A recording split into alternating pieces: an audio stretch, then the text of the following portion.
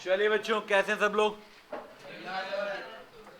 बच्चों, अब second chapter की रिवीजन स्टार्ट करने जा रहे हैं। पहले मैं आपको बता दूं कि सेकंड चैप्टर में आपके 4 पार्ट हैं: utility analysis, indifference curve analysis, demand and supply. सबसे पहले हम थोड़ा आसान सा उठाते हैं। हम स्टार्ट करेंगे यूटिलिटी से। Utility I see, then demand, then supply. और जब आप डिमांड करेंगे तो सप्लाई ऑटोमेटिकली आपका हो जाएगा अच्छे से, ठीक है? तो यूटिलिटी स्टार्ट करते हैं बच्चों। यूटिलिटी होती क्या है? आपने कई बार सुना है इकोनॉमिक्स में, इवन प्रोडक्शन में भी आपने सुना है कि गुड्स एंड सर्विसेज हमें यूटिलिटी देती है। क्या देती है? यूटिलिटी। यूटिलिटी होती है want satisfying power of a commodity.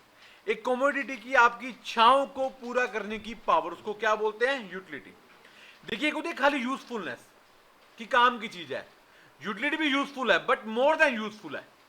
जैसे फॉर एग्जांपल, आपको you are feeling very hungry, आपको बहुत भूख लग रही है। सोचिए आपने सुबह से कुछ नहीं खाया, शाम के 4 बज गए।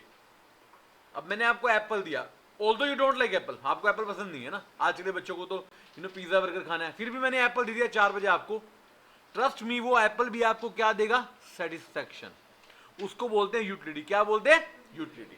आप बोर हो रहे हो, आपने कोई इंस्टाग्राम पे कोई रील देख लिया, आपने कोई मूवी देख लिया, आपने कोई गाना सुन लिया, ये सारी चीजें आपको क्या दे रही है? यूटिलिटी। क्या दे रही है? यूटिलिटी। आपके एग्जाम सर पर है, हमने रिवीजन क्लास लगा दी, वो भी आपको क्या दे रही है? यूटिलिटी। तो किसी भी गुड्स या सर्विसेज की आपको सेटिस्फैक्शन देने की पावर को क्या बोलते हैं बेटे? यूटिलिटी। यूटिलिटी बच्चों 2 तरीके की होती है, कार्डिनल और ऑर्डिनल। मेरे ये 2 चैप्टर ही हैं। कार्डिनल मतलब जो नंबर्स में एक्सप्रेस होती है, जिसको बोलते हैं यूटिलिटी एनालिसिस, ये chapter. It was given by Alfred Marshall. किसने दी थी? Alfred Marshall. दूसरी होती है ordinal. Ordinal can not be express in terms of number, you can only feel it. आपने एप्पल खाया, आपको अच्छा लगा, आप नंबर ही दे सकते। एक होता ना कि मैंने एप्पल खाया, 10 में से 6 नंबर, 8 नंबर। एक होता है कि मुझे अच्छा लगा, मुझे क्या लगा? अच्छा लगा, उसको बोलते हैं ऑर्डिनल। क्या बोलते हैं? ऑर्डिनल। ऑर्डिनल के लिए हम पढ़ते हैं इंडिफरेंस कर्व एनालिसिस। कौन सा पढ़ते हैं? इंडिफरेंस। शॉर्ट में आप क्या बोलते हो इसको? आईसी। इसको दिया था हिक्स एंड एलन्स ने। ये नाम याद करने, असर करने, एमसीक्यू में आ सकते हैं। किसने दिया था? Hicks and Allen's, right? तो ये 2 चैप्टर हमारे बन जाते हैं। इसके अंदर करना क्या है? देखिए, मुझे आपको 2 लॉ पढ़ाने हैं यूटिलिटी में, law of diminishing MU and law of equi MU. अब एमयू क्या होता है इसकी बात करूंगा, और इंडिफरेंस में सिर्फ एक ही कराना है, इंडिफरेंस कर्व एनालिसिस। तो छोटे, मतलब मैं बच्चों वाले चैप्टर है, छोटे छोटे, मतलब शुरू होगा और एकदम खत्म हो जाएगा, आपको पता भी नहीं चलेगा, इतना आसान है। करें स्टार्ट। सबसे पहले यूटिलिटी की बात। अभी जो मैं पोर्शन करा रहा हूं वो फर्स्ट पार्ट है, यूटिलिटी एनालिसिस। कौन सा? कार्डिनल। कौन सा? कार्डिनल का मतलब जिसको नंबर दे सकते हैं, 1 2 3 4 5 6 एटसेट्रा एटसेट्रा। देखिए, सबसे पहले 2 बातें यूटिलिटी को स्टार्ट करने से पहले। Utility is a subjective matter. मतलब सब्जेक्टिव मतलब we differ from person to person. बच्चों एक बात बताओ, लेट्स से 2 बच्चे हैं, रितिका और अंशु। अब दोनों ने मान लो एक बर्गर खाया, मान लो मैकडी पे बर्गर खाया, क्या वो बर्गर दोनों को सेम सेटिस्फेक्शन देगा? मैं कहता हूं दोनों को 5-5 पॉइंट, नहीं ना, किसी के ज्यादा किसी के कम, मान रहे हो? अच्छा, दोनों में मान लो रिवीजन क्लास लगाई, एक को ऑलरेडी आता है, एक को नहीं आता, तो अब एक को अलग सेटिस्फेक्शन मिलेगी रिवीजन से, एक को अलग मिलेगी। तो आप कभी नहीं कह सकते कि यूटिलिटी एक यूनिवर्सल फैक्टर है जो सेम रहेगा। इट्स ए सब्जेक्टिव मैटर, अलग अलग लोगों का अलग अलग रहेगा। And secondly, utility is a wider term then usefulness. Useful है मगर यूजफुल से ज्यादा है, यूजफुल से ज्यादा है। यार यूजफुल क्या है? यूजफुल तो एसी भी है, लेकिन मैंने चलाया ही नहीं। यूटिलिटी क्या है? मैंने गर्मी में एसी चलाया, तो यूजफुल तो एसी वैसे भी था, लेकिन मुझे तो उस समय अच्छा लगा ना। एप्पल, लोग कहते हैं an apple in a day keeps the doctor away, लेकिन मेरे को एप्पल अच्छा नहीं लगता। लेकिन जब मुझे भूख लग रही थी, 5 घंटे से मैंने कुछ नहीं खाया, तब मुझे एप्पल ने यूटिलिटी दी। यूजफुल तो पहले भी था एप्पल, हाँ, जब हमें जरूरत थी उस समय। अब रिवीजन क्लास तो रिवीजन क्लास है, जिस बच्चे को ऑलरेडी चैप्टर आता उसको शायद हल्का सा रिवीजन मिले, जिसको नहीं आता उसके लिए शायद वो बहुत अच्छा काम कर जाए। हर एक, मतलब यूजफुल तो बेटे हर एक चीज है ना दुनिया में प्रैक्टिकली, बट आपको कितनी सेटिस्फेक्शन वो देती है, that is utility, that is utility, right? अब देखिए, यूटिलिटी में यूटिलिटी के टाइप, सबसे इंपॉर्टेंट टॉपिक है, बेसिक समझ आएगा तभी आगे समझ आएगा। बेटे 2 तरह की यूटिलिटी होती है, टोटल और मार्जिन। वैसे बच्चों अपना पूरी इकोनॉमिक्स में ना 3 पढ़ते हो, टोटल, एवरेज, मार्जिन ना। यूटिलिटी एवरेज नहीं होती, यूटिलिटी एवरेज नहीं होती। टोटल और मार्जिनल सेम मीनिंग है। टोटल का मतलब it refers to sum total of utility derive from consumption of all units of a commodity. आपने एक कमोडिटी की जितनी यूनिट्स कंज्यूम की, देखो कंज्यूम का मतलब यहां पर सिर्फ खाना नहीं होता, याद रखना। बार बार हम एग्जांपल एप्पल का लेते हैं, आपने 4 घंटे टीवी देखा वो भी यूटिलिटी है, आपने 2 घंटे इंस्टाग्राम चलाया वो भी यूटिलिटी है, आप क्रिकेट खेलने चले गए स्टेडियम में 6 घंटे क्रिकेट खेला वो भी यूटिलिटी है, फुटबॉल खेला वो भी यूटिलिटी है। कंजप्शन का मतलब यूज होता है, क्या होता है यूज।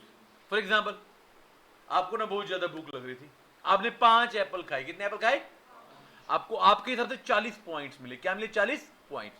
अब यहाँ पे पॉइंट्स को भी समझिए, जैसे कहते हैं यूनिट्स होती हैं केजी, सेंटीमीटर, किलोमीटर, तो यूटिलिटी यूनिट्स है यूटिल्स, क्या होती है यूटिल्स। आपको 5 एप्पल कंज्यूम करके 40 यूटिल्स मिले, क्या मिले 40 यूनिट्स। ये क्या है टीयू, क्या है टीयू। मार्जिनल क्या होता है बच्चों, ये चैप्टर आपने पढ़ा नहीं पढ़ा मुझे नहीं पता, रितिका मार्जिनल बताओ। मार्जिनल शब्द तो आपने पढ़ा, कॉस्ट में पढ़ा, प्रोडक्शन में पढ़ा, सब में पढ़ा, रिवेन्यू में पढ़ा। मार्जिनल क्या होता है, यस यस नीतिशा बताओ। Additional, exactly. तो additional utility derive due to consumption of additional units of a commodity. 5 apple ने कितनी यूटिलिटी दी थी 40, 6 खा लिया आपने, कितने खा लिए, आपको टोटल मिली 47, तो 6 की कितनी मिली 7, 47 minus 40। Same formula mu is equal to TUN minus TUN minus 1। Clear हो रही है मेरी बात, नहीं हो रही। एडिशनल, इसका एक और फॉर्मूला बन सकता है, change in TU divide by change in units, delta TU divide by delta units, right numbers. ये देखिए फॉर्मूला आपके सामने, एग्जांपल भी ले रखा है। यहां से बच्चों एक और फॉर्मूला निकल के आता है, और ये फॉर्मूला यूनिवर्सल है। चाहे आप टोटल प्रोडक्ट निकालें, चाहे आप टोटल रिवेन्यू निकालें, चाहे आप टोटल यूटिलिटी निकालें, चाहे आप टोटल कॉस्ट निकालें, total is always equal to summation of marginal. याद रखना है, जब मैं सारे मार्जिनल को जोड़ दूंगा तो बेटे क्या बन जाएगा टोटल, याद रखना। क्लियर है बात।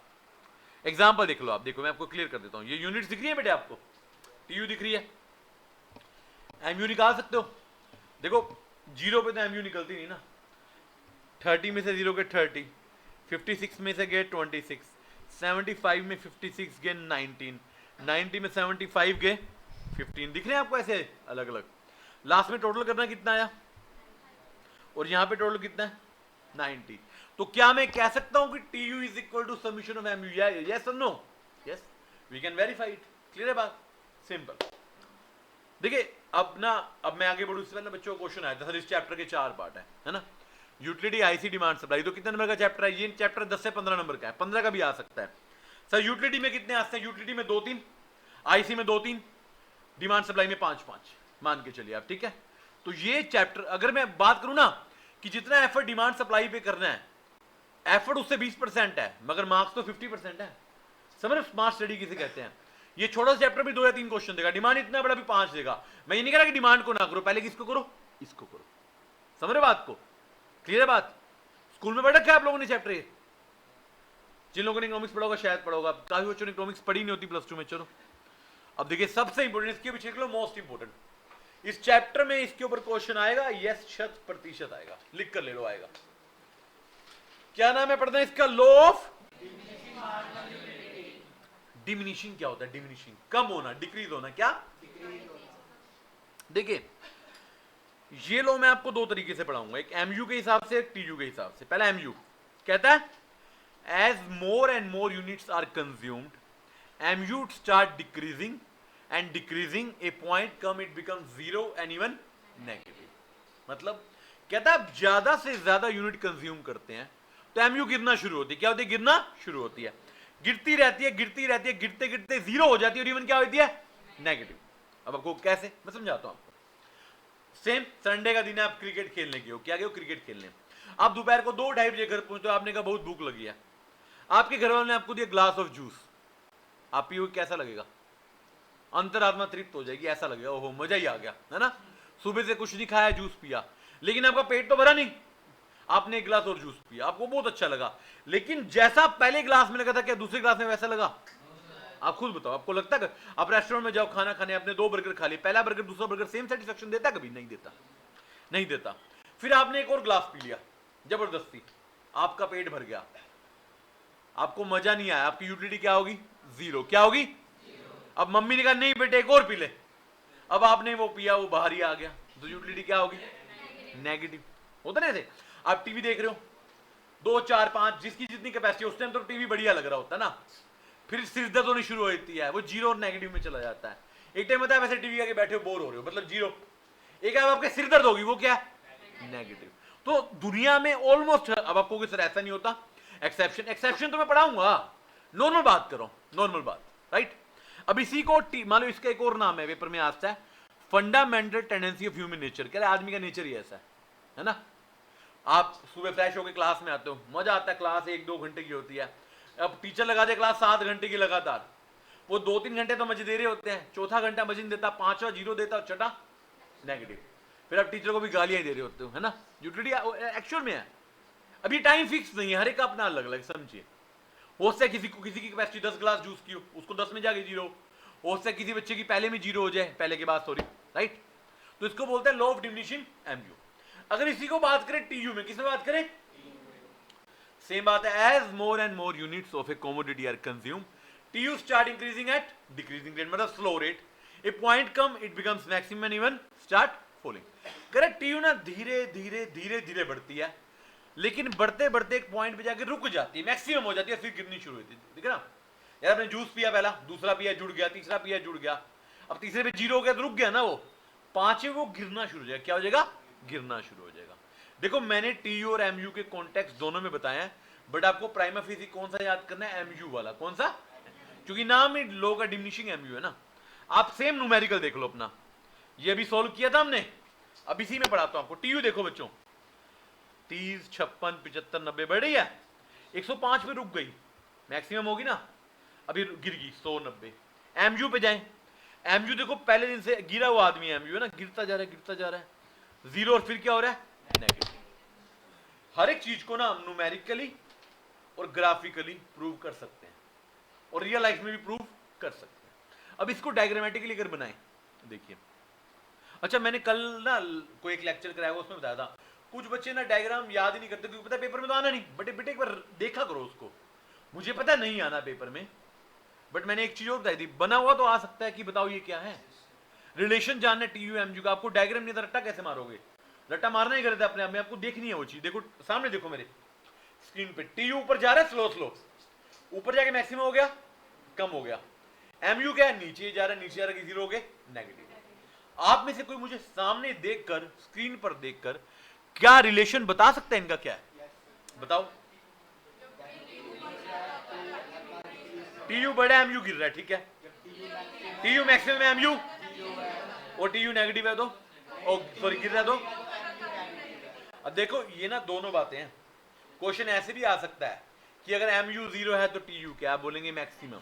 जब टीयू मैक्सिमम है तो एमयू क्या है? जीरो। दोनों बातें आ सकते हैं। देखो relation, when TU is increasing MU is decreasing, when TU is maximum MU is zero, when TU start falling MU become, and एक और point, when MU is positive TU is always increasing. Check कर लो, जब तक वो positive है TU बढ़ रहा है ना, जैसे वो जीरो हो जाता है वो मैक्सिमम हो जाता है, और जैसे ही वो नेगेटिव हो जाता है वो गिर जाता है। क्लियर है बात? क्लियर है बेटे यहां तक? यस, डन, यस प्राप्ति, क्लियर है? चलिए अब स्पेशल पॉइंट देखिए, बड़ा इंपॉर्टेंट पॉइंट है। टीयू हमेशा स्लो रेट पे ही बढ़ता है, टीयू कभी फास्ट नहीं बढ़ता। पूछो क्यों? क्योंकि पहले प्रोडक्ट से दूसरे प्रोडक्ट की एमयू कम होती है ना। फास्ट कैसे होता है? पहले आपको 10 मिले, दूसरे में 9 मिले, मान लो फिर 8 मिले, तो कम ही तो हो रहा है ना, तो टोटल स्लो होता जाएगा। क्या होता जाएगा? स्लो।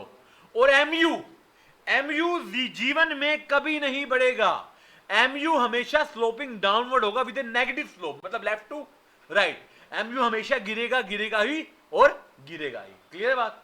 ये दो बातें हैं। पेपर में कई बार ट्रू फॉल्स की फॉर्म में पूछ सकते हैं कि क्या एमयू कभी पॉजिटिव हो सकता है? एमयू पॉजिटिव हो सकता है, पॉजिटिवली स्लोप नहीं हो सकता। स्लोप समझे कि ऊपर बढ़ेगा नहीं, वो नीचे गिरेगा। क्या करेगा? नीचे गिरेगा। और क्या टोटल यूटिलिटी फास्ट रेट पे बढ़ सकती है? नहीं बढ़ती। किस पे बढ़ती है? स्लो पे। एक्सेप्शन को छोड़ दो, एक्सेप्शन को छोड़ दो। अब इसके लिए बेटे कुछ एजम्पशन लेनी पड़ेगी। एजम्पशन क्या होती है बेटे? होता नहीं यार, हम मैथ पढ़ते थे, इंग्लिश मीडियम वाले मैथ में बोलते हैं एजम्पशन, हिंदी वाले बोलते हैं मानना की, है ना। कुछ बातें मान लेना। पहली बात, कंज्यूमर क्या है? रैशनल। रैशनल मतलब समझदार। सेकंड, यूटिलिटी क्या है? कार्डिनल। हम पॉइंट्स दे सकते हैं। थर्ड क्या? Independent of utility. मतलब दो प्रोडक्ट की यूटिलिटी का एक दूसरे से लेना देना, एप्पल की अपनी सेटिस्फेक्शन है, मैंगो की अपनी है, कंपेयर नहीं कर सकते। Comparison between utility across the goods, अगर मैं एक गुड्स की यूटिलिटी को कंपेयर एक गुड्स की करना चाहूं तो मैं कर सकता हूं। जैसे मान लो पहले एप्पल में कितने पॉइंट मिले, दूसरे एप्पल में कितने पॉइंट मिले, मैंगो की भी कर सकता हूं, बट मैं मैंगो की मैंगो से करूंगा, एप्पल से नहीं करूंगा, याद रखिएगा, क्योंकि मेरा लो ही खत्म हो जाएगा।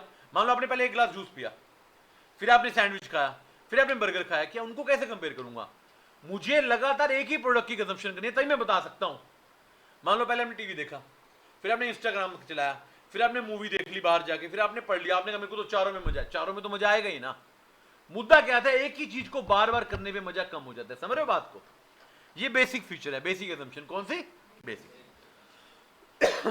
अब 5 एजम्पशन है स्पेशल वाली। कौन सी? स्पेशल। पहला, स्टैंडर्ड साइज ऑफ कॉमोडिटी। बेटे कॉमोडिटी का साइज एक ही होना चाहिए। पहले आपने कहा छोटा सा एप्पल, फिर आपने कहा बड़ा एप्पल, आपने कहा बड़े वाले ने ज्यादा सेटिस्फेक्शन दी। मान लो छोटे से आपकी पेटी ने भरा हो तो हो सकता है ना, सेम साइज यूज करना है। सेकंड, प्रोडक्ट होमोजीनियस हो, एक ही तरह का हो, यू नो। आपको एक मैं दशहरी आम खाऊंगा, एक मैं लंगड़ा आम खाऊंगा, अलग अलग वेरायटी है ना, एक है ना एल्फ्रेंसो खाऊंगा, ऐसे अलग अलग चीजें हैं, तो काम ही नहीं होगा ऐसा। और कंजप्शन कॉन्टिन्यूस होनी चाहिए। क्या होनी चाहिए? लगातार। आपने कहा मैंने सुबह जूस पिया 10 पॉइंट, दोपहर को जूस पिया 10 पॉइंट, शाम को जूस पिया 10 पॉइंट, वो तो मिलेंगे ही। हमने क्या कहा था? लगातार एक बार करो। क्या करो? एक बार। कॉन्स्टेंट टेस्ट एंड प्रेफरेंस, आपका टेस्ट चेंज नहीं होना चाहिए। मान लो आपको एप्पल पसंद ही नहीं है और हमने आपको एप्पल खिला दिया, आप तो कहोगे शुरू से ही नेगेटिव है वो, है ना, वो गलत है। एंड इनकम भी क्या होनी चाहिए? इनकम क्यों चाहिए बाद में बताऊंगा। इनकम इसलिए होनी चाहिए, कई बार इनकम से भी आदमी ना, या आप फिर सस्ती चीज की जगह महंगी चीज ले आओगे, आपको कोई इसलिए मजा है, सस्ती में मजा नहीं है। इनकम से इनकम सेम रखनी है आपने, जब कंपैरिजन करना है क्या रखनी है? सेम, क्योंकि इनकम का मतलब है मनी, और मनी का प्रयोग मैं अभी इक्विलिब्रियम में कराऊंगा, आप देखेंगे उस बात को। क्लियर है? ये नो एजम्पशन है। एजम्पशन पे वैसे इतने क्वेश्चन आते नहीं है, लो पे ज्यादा आते हैं, और एक्सेप्शन पे, इस पे जरूर आएगा क्वेश्चन। ये सिचुएशंस हैं जहां पर एमयू कभी भी डिक्लाइन नहीं होता। आपको ऐसा भी होता है, जी हाँ, कई चीजें ऐसी होती हैं जहां पर आपकी यूटिलिटी कम नहीं होती। फॉर एग्जाम्पल, पहला पर्सनल एस्पेक्ट्स, मतलब बच्चों आपकी हॉबीज, आपको क्रिकेट खेलने का शौक है, आप खेलते खेलते थक जाओगे, आपको तब ज्यादा मजा आएगा, पता आपको।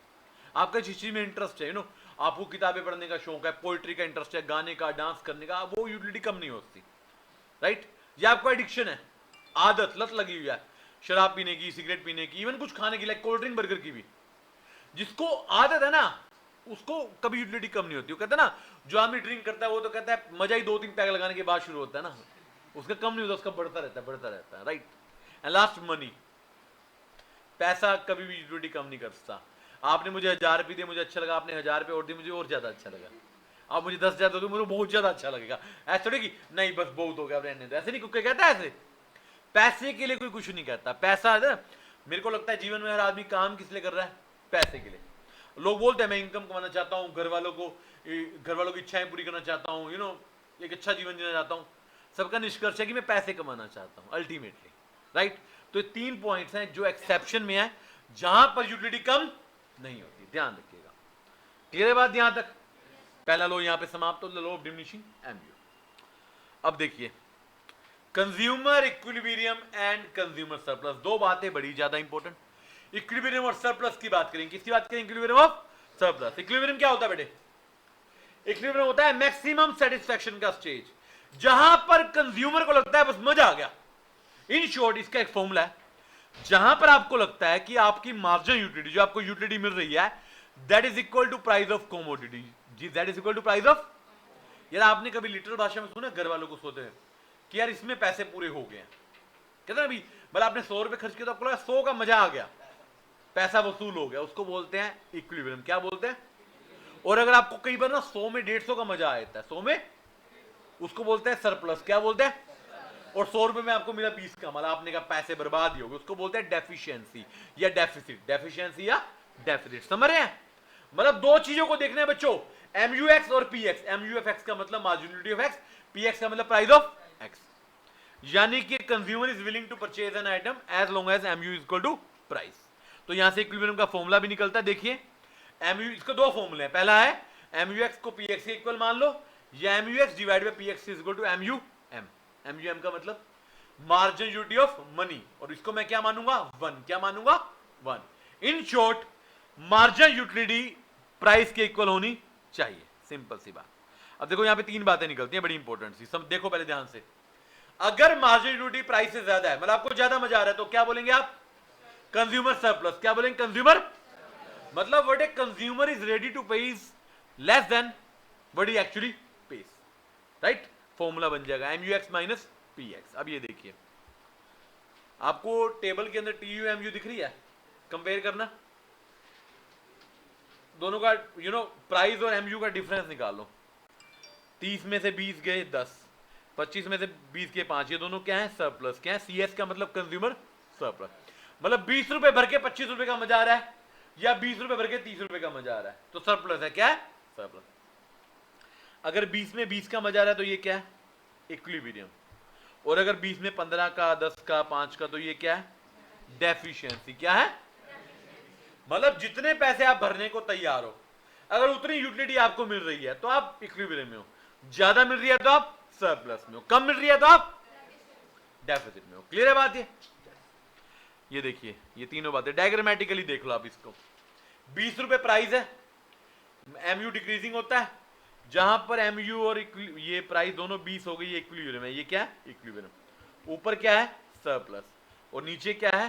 डेफिशिएंसी। नीचे क्या है? ये तीन फॉर्मूले सामने दिख रहे हैं ना आपको, ये दिमाग में डालो।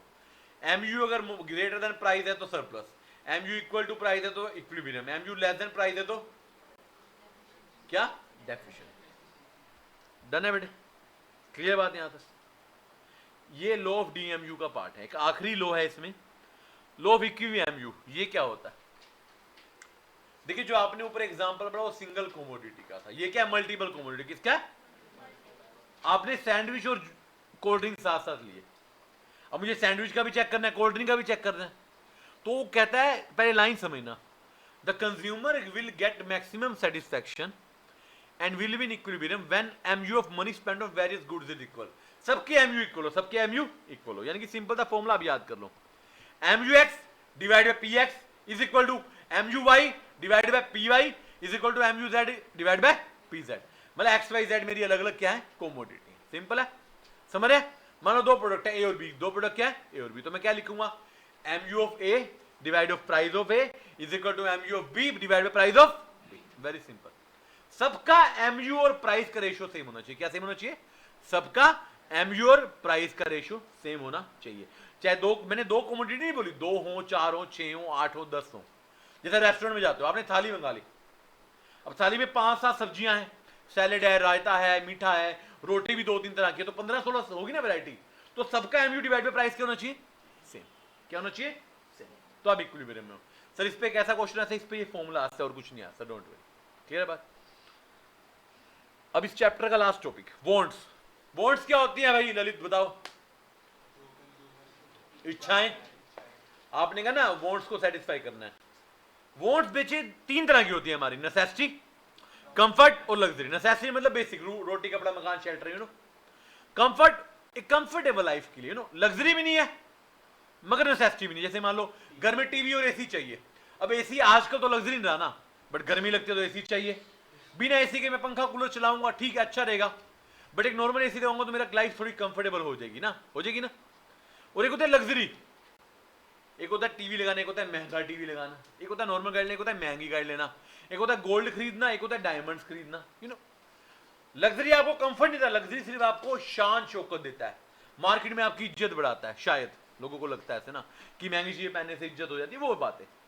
तो नेसेसिटी जो बेसिक आवश्यकता है, लग्जरी जो आवश्यकता नहीं है, बस दिखाना है, और कंफर्ट थोड़ा कंफर्टेबल बनाने के लिए। क्या करने के लिए? कंफर्टेबल। अब इंटरेस्टिंग बात है, नेसेसिटी के भी 3 पार्ट है सर यहाँ पर। एक होता है नेसेसरी लिविंग के लिए, रोटी कपड़ा मकान, जीना है भाई, रोज देखो उठना है, ऑफिस जाना है, कपड़े चाहिए, सर पर एक छत चाहिए, खाने के लिए रोटी चाहिए। एक होता है एफिशिएंसी के लिए कि खाना थोड़ा अच्छा चाहिए, लो क्वालिटी का क्यों, अगर मैं अच्छी क्वालिटी का खाऊंगा सोचो तो क्या मेरी एफिशिएंसी बढ़ेगी? नहीं बढ़ेगी।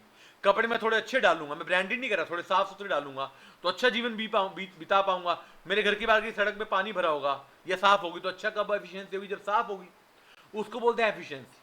और एक होता है कन्वेंशनल, कई बार चीजें आपको इसलिए लेनी पड़ती है कि सोशल प्रेशर है, मतलब वो आपकी नेसेसिटी शायद है और शायद नहीं है, मतलब वो जीने के लिए जरूरी नहीं है। बच्चा स्कूल में चला गया, स्कूल के पास ही घर है, बच्चा कह रहा है नहीं पापा सब आते हैं साइकिल में, मैं भी साइकिल लूंगा, तो प्रेशर है सोसाइटी का।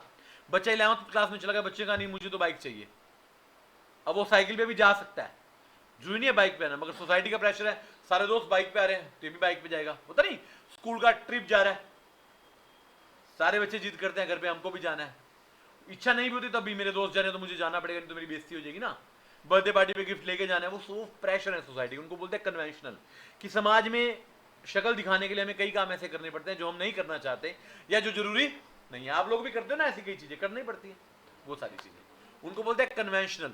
या तो प्रेशर है आपका, या दूसरा हैबिट भी आपकी क्या है, आपके भाई बच्चे की आदत है कि मुझे रोज बाहर का खाना है, पापा कह रहे हैं कि हाथ टाइट चल रहा है घर पे खाना खाएंगे, बच्चा कह रहा है नहीं भाई मेरे को तो रेस्टोरेंट में जाना है, तो प्रेशर आ गया ना, देना ही पड़ेगा, that is conventional, that is, but वो है नेसेसिटी, वो प्योर नेसेसिटी नहीं है, बट ड्यू टू प्रेशर वो क्या है, नेसेसिटी, वो कंफर्ट या लग्जरी नहीं है, कंफर्ट या लग्जरी, या बच्चा कहेगा मुझे कार चाहिए स्कूल जाने के लिए, वो तो फिर लग्जरी हो जाएगी, देखो वो क्या हो जाएगी, लग्जरी। साइकिल और बाइक तो मैं एक तरफ से कह सकता हूँ, पापा कह रहे हैं बस में चलो जा, वो कह रहे नहीं मेरे सारे दोस्त बाइक लाते हैं तो मेरे को भी बाइक चाहिए, अब उसके बाद पता चल बाइक का भी पेट्रोल लगना है और बस का भी किराया तो लगता ही है ना, अब बच्चा की नींद, मैं तो अपनी गाड़ी में जाऊंगा, है ना, अब देखते हैं पापा उसके क्या करते हैं, है ना, हमें तो पता नहीं करे। चलिए, this is utility, this is utility. वो ने एक ना बड़ा शानदार सा जोक था, बड़े साल पहले मैंने पढ़ा था, यू नो आपको पता अरब वगैरह में जाओ तो वहाँ पे नवाब होते हैं, शेख होते हैं ना, शेख, तो एक शेख का बच्चा ना अमेरिका में पढ़ने आता है, उसका बाप उसको गाड़ी ले लेता है, तो बच्चा ना अपने पापा को बोलता है कि यार मुझे ना गाड़ी नहीं चाहिए, मुझे ना बड़ा एम्बेरस फील होता है क्योंकि यहाँ पे सभी लोग ना मेट्रो या ट्रेन में या बस में आते हैं, तो मुझे गाड़ी बड़ी ऑकवर्ड लगती है। तब मतलब वो कहना चाह रहा है कि गाड़ी ज्यादा है ना, बस नॉर्मल होनी चाहिए। अब उसका बाप तो नवाब है ना, वो अपने बेटे को लेटर भेजता है कि मेरे को बड़ी शर्म आ रही है कि तुम्हें कार में जाना पड़ा, मैंने तुम्हारे लिए एक ट्रेन खरीद लिया, उसमें चल जाना कल से। और बेटा कहने जा रहा है कि मैं ट्रेन की टिकट लेना चाहता हूँ, उसके बाद उसको ट्रेन ही लेके दे रहा है। ऐसे ही पापा भी होते हैं भाई, उसके लिए शेख होना जरूरी है ना, नवाब, समझ रहे बात को, तो ऐसा भी होता है। चलिए खैर, यहां पर यूटिलिटी एनालिसिस क्या होता है, समाप्त। यूटिलिटी का सेकंड पार्ट क्या है अंजलि, आईसी, निकालो आईसी। आप में से कितने बच्चों ने आईक्यू पढ़ा हुआ है प्रोड्यूसर वाला, हाथ खड़ा करेंगे, और घर जाके पढ़ रखे, क्वेश्चन कर रखे उसके, यस और नो, क्या बात, समय नहीं मिला, समय नहीं मिला, क्यों?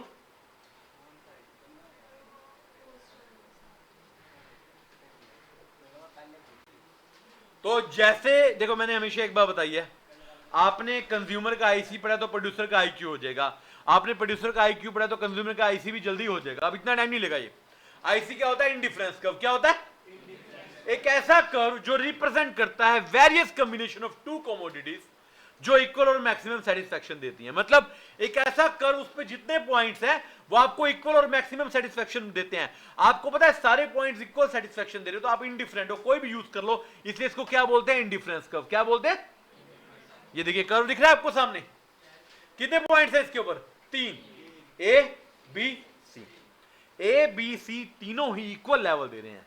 आप ए पे कर लो या बी पे कर लो, मतलब मुझे फर्क ही नहीं पड़ता मैं किस लेवल पे कंजप्शन करूं, इसलिए इसका नाम क्या रखा गया, इंडिफरेंस। क्या रखा गया, मगर इसकी एक खासियत है कि ये एज्यूम करता है कि ऑर्डिनल यूटिलिटी है। देखो प्रैक्टिकल तो वैसे एज्यूम भी क्या करना, आप बताओ, हमने कार्डिनल का चैप्टर पढ़ा कि नंबर्स में आप दे सकते हैं, बट क्या प्रैक्टिकली आप नंबर में दे सकते हो? आप कैसे बोलोगे एप्पल के 5 नंबर 6 नंबर, नहीं ना। तो ये थोड़ी ज्यादा बेटर अप्रोच है, ये कहती है कि ऑर्डिनल यूटिलिटी मतलब जो नंबर में कैलकुलेट नहीं हो सकती। इसकी कुछ एजम्पशन है, पहली क्या है, वही सेम, क्या है, कंज्यूमर क्या है, रैशनल कौन होता है भाई साहब, समझदार कौन होता है, जो अपने होशो आवाज में डिसीजन ले सकता है। सेकंड ऑर्डिनल यूटिलिटी बता दिया। थर्ड रैंकिंग एंड प्रेफरेंस है, मतलब आप ये बता सकते हो ये वाला एप्पल मेरे को ज्यादा अच्छा लगा, ये वाला कम अच्छा लगा। आप ये नहीं कहते इसके 5 नंबर इसके 4 number. You can satisfy, you know, you can feel that, you can satisfy, you can be satisfied by that, right? समझ रहे बात को, you can only feel, आप नंबर नहीं दे सकते। एंड फोर्थ बड़ा इंपॉर्टेंट है, ये नंबर ऑफ गुड्स पे यूज डिपेंड करता है। एक मैं आपको, आप मान लो आप ना खाना खाने गए, मैंने आपको एक थाली में 4 चीजें दी, और एक दिन आप गए मैंने आपको थाली में 5 चीजें दी, आपको कौन सा ज्यादा मजा देगा? ऑब्वियसली 5 वाला ना। ये यूटिलिटी बेस्ड है कि जितने नंबर ज्यादा होंगे मुझे उतना ज्यादा अच्छा लगेगा। एंड लास्ट कंसिस्टेंसी है। कंसिस्टेंसी का मतलब अगर मान लो तीन चीजें ए बी और सी, क्या है ए बी और सी, अगर आपको लगा ए बी से बेटर है और बी सी से बेटर है तो आप कह सकते हो ए सी से भी। ऑब्वियसली मैथमेटिक्स ये कहता है ना, if A is greater than B and B is greater than C then you can say A is greater than C. आप ये नहीं कहोगे नहीं सी ए से बढ़िया है, लॉजिकली नहीं है। जब आपने बोला ए बी से बढ़िया है और बी सी से बढ़िया है तो क्या कभी सी ए से बढ़िया हो सकता है? नहीं। कौन बढ़िया होगा? ए बढ़िया होगा। इसको बोलते हैं कंसिस्टेंसी। क्या बोलते हैं? मतलब आप अपनी बातें रोज बदलोगे नहीं। आप एक दिन को ए अच्छा है, आप कह दो आज कह दो सी अच्छा है, फिर तो हम कैलकुलेट ही नहीं कर पाएंगे ना कभी, राइट? तो this is you know assumption basically. Indifference map बच्चे बताएंगे। Family of IQ IC sorry, जब एक से ज्यादा आईसी को आप एक डायग्राम में रख लेते हो, जैसे इसमें तीन है IC1 IC2 IC3, इसको बोलते हैं इंडिफरेंस मैप। आईक्यू में MRTS होता है, यहां पे क्या होता है? MRS। क्या होता है? ये कहता है वही सेम कि एक कमोडिटी की क्वांटिटी बढ़ाने के लिए दूसरी कमोडिटी को कितना कम करना पड़ेगा। बेटे जीवन का असूल क्या है? कुछ पाने के लिए कुछ खोना पड़ता है, राइट? तो x की जगह y चाहिए तो x को कम करना पड़ेगा, या x ज्यादा चाहिए तो y को कम करना पड़ेगा बेसिकली। तो इसका फॉर्मूला क्या बनेगा? MUX divide bye MUY। Formula याद रखिए, मैं पूछूंगा लास्ट में आपसे क्या फॉर्मूला है? MUX divide bye MU। बच्चे ये देखो, आप ये देखिए समझिए, ये आपका आईसी कर्व होता है। आईसी कर्व मान लो इसको ऐसे बना दो। अब ये आईसी कर्व मान लो यहां से यहां जाने के लिए, इसको कम करने के लिए इसको बढ़ाना पड़ता है ना। ये जो पॉइंट आपको दिख रहा है इसको MRS बोलते हैं। क्या बोलते हैं? यहां पर एक क्वेश्चन और दूं आपको थ्योरी का। अगर आपसे पूछा जाए कि आईसी की स्लोप क्या है, उसको बोलते हैं MRS। क्या बोलते हैं? और जनरल ट्रेंड क्या होता है इसका? डिक्रीजिंग। जनरल क्या होता है? डिक्रीजिंग की वजह से क्या बनता है? ये कन्वेक्स। क्या बनता है? अगर मान लीजिए हाइपोथेटिकल क्वेश्चन कह दे कि MRS इंक्रीजिंग है, क्या है? तो आप शेप क्या बोलेंगे? कनकेव। और MRS कांस्टेंट दे दे, इक्वल दे दो, आप क्या बोलेंगे? Shape straight line. क्या बोलेंगे? ये सेम पॉइंट मैंने आईक्यू में भी कराए थे, याद होना चाहिए आपको, राइट? आपको पता है मैं प्रॉपर्टीज भी सेम कराऊंगा, सारी प्रॉपर्टी सेम। स्लोपिंग डाउनवर्ड है MRS की वजह से, कन्वेक्स है डिक्रीजिंग MR की वजह से। हायर आईसी हमेशा हायर सेटिस्फेक्शन देगा। इसमें कितने आईसी हैं? 2, 1 और 2। तो ऊपर कौन सा है? तो हायर सेटिस्फेक्शन कौन देगा? 1। दो आईसी कभी इंटरसेक्ट कर सकते हैं? क्यों? क्योंकि सबका लेवल ऑफ सेटिस्फेक्शन अलग है। सारे आईसी सेम लेवल देते हैं, आपने ऑलरेडी पढ़ लिया। क्या दो आईसी पैरेलल होने चाहिए हमेशा? ऐसा जरूरी नहीं है। और क्या कोई आईसी किसी एक्सिस को, वाई को एक्स को टच कर सकता है? क्यों? देखो एक्सिस को टच करने का मतलब है जीरो सेटिस्फेक्शन तो हो ही सकती, मैक्सिमम होती है वो। तो समझ के बात को। तो ये 7 प्रॉपर्टी आपकी बड़ी ज्यादा इंपॉर्टेंट है। क्लियर है बात यहां तक? अरे ये भी देखा था बजट लाइन या प्राइस लाइन, कि आपके पास दो गुड्स के ऊपर खर्चा करने का जो पैसे का कॉम्बिनेशन है। ये देखिए गुड्स एक्स और वाई, एक्स एक्सिस पे एक्स, वाई एक्सिस पे वाई। ये जो बजट लाइन है इस पे 2 पॉइंट है, ए और बी। चाहे आप ए कर लो चाहे बी कर लो, दोनों सेम खर्चा आपको देंगे। ये मैक्सिमम लेवल कॉम्बिनेशन क्या? किसका है? Maximum level. सेम बात ये देखिए, every point on budget line provide same level of spending और maximum level of full spending. क्या बोलेंगे? Full spending. और बजट लाइन की स्लोप क्या होती है? px by py। px का मतलब प्राइस ऑफ x और प्राइस ऑफ y। यार एक बात बताओ ना, बजट का मतलब ही क्या है? आपके पास 100 रुपए हैं, उसको कैसे बांटोगे? x और y में, जितना x का पैसा है और जितना y का पैसा है। तो px बाय py। अब ये देखिए बजट लाइन पे अलग अलग पॉइंट। बच्चे ए और बी को क्या बोलते हैं? Full satisfaction, full spending. C अंदर गिर रहा है, इसको क्या बोलते हैं? अंडर यूटिलाइजेशन या अनएम्प्लॉयमेंट। और ये दोनों अटेनेबल है। जो बाहर पड़ा हुआ है, डी देखो, डी बाहर पड़ा हुआ है, दूर, जहां पहुंच ही नहीं सकते, जहां पहुंच नहीं सकते वो क्या है? अनअटेनेबल। क्या है बेटे? वो अन। क्लियर है बात यहां तक? अब सर इसका इक्विलिब्रियम करा दो बेटे। सेम कंज्यूमर इक्विलिब्रियम का मतलब क्या होता है भाई? Stage of maximum satisfaction when consumer is said to be in equilibrium when it derive maximum satisfaction and he doesn't want to change in the existing consumption. इसकी 2 कंडीशन है, same 2 condition जो IQ में आती हैं। IC tangent होना चाहिए और IC की स्लोप बजट लाइन की स्लोप के इक्वल होनी चाहिए। पहले डायग्रामेटिकली देख लो, दिख रहा है आपको? 3 कर्व जा रहे हैं, 1, 2 और 3। 2 कहां लग रहा है? इस पे टेंजेंट। तो ये क्या हो जाएगा? इक्विलिब्रियम। ये क्या हो जाएगा? इक्विलिब्रियम। यहां पर एक इंटरेस्टिंग बात बताऊं आपका ना, मैं आपको ऑर्डिनल पढ़े हो ना, मैं कार्डिनल से मैच करवा सकता हूं। पूछो कैसे? ये देखो, आपने कहा आईसी की स्लोप बजट लाइन की स्लोप के इक्वल होनी चाहिए, कहा ना आपने। आईसी की स्लोप का फॉर्मूला क्या, M U X divide by M U Y. Budget line के स्लोप का फॉर्मूला क्या, पी एक्स डिवाइड बाय, अगर मैं इसको इंटरचेंज कर दूं क्या मैं इसको लिख सकता हूं, M U X divide by P X is equal to M U divide by P Y, लिख सकता हूं। ये कहां पढ़ा था आपने पॉइंट अभी थोड़ी देर पहले, law of equi marginal utility में पढ़ा था, नहीं पढ़ा था, मल्टीपल कमोडिटी वाला। तो यहां पर क्या बात प्रूव होती है कि चाहे आप ऑर्डिनल पढ़ लो चाहे आप कार्डिनल पढ़ लो, दोनों सेम बात कहते हैं। दोनों क्या कहते हैं, दोनों का तरीका अलग है। तरीका क्या है, एक का नंबर वाला एक का बिना नंबर वाला है, एजम्पशन अलग है मगर आंसर दोनों का सेम है। अब इसकी कुछ एजम्पशन है, ये सिर्फ रीड करनी है पेपर में, पता नहीं आए या ना, आज तक तो आई नहीं। इनकम कांस्टेंट है, कंज्यूमर रैशनल है। दो देखो मेरे डायग्राम, मेरे ग्राफ में कितनी चीजें बन सकती हैं, दो ना, तो दो ही गुड्स होने चाहिए, दोनों का प्राइस भी कांस्टेंट होना चाहिए, गुड्स होमोजेनियस होनी चाहिए, डिविजिबल बांटे जा सकते हैं, और कंज्यूमर का टेस्ट एंड प्रेफरेंस भी क्या होना चाहिए। क्योंकि देखो आप डिमांड में भी पढ़ेंगे और पढ़ते भी हैं, जब टेस्ट एंड प्रेफरेंस बदल जाता है तो चीजें बदल जाती है, तो हमें टेस्ट एंड प्रेफरेंस क्या रखना है, कांस्टेंट। क्लियर है बच्चों में यहां तक बात। तो सेकंड चैप्टर की 2 यूनिट एज पर आवर बुक, ये 2.1 और 2.2 अगर आप ध्यान से देखेंगे, यूटिलिटी एंड आईसी यहां पर क्या होती है, समाप्त। यहां तक कोई दिक्कत है तो बताएं बच्चों एक बारी, चलिए एक बार देखेंगे, रीड कीजिए, कोई दिक्कत लगे तो बताएं, टॉपिक यहीं पर होता है समाप्त।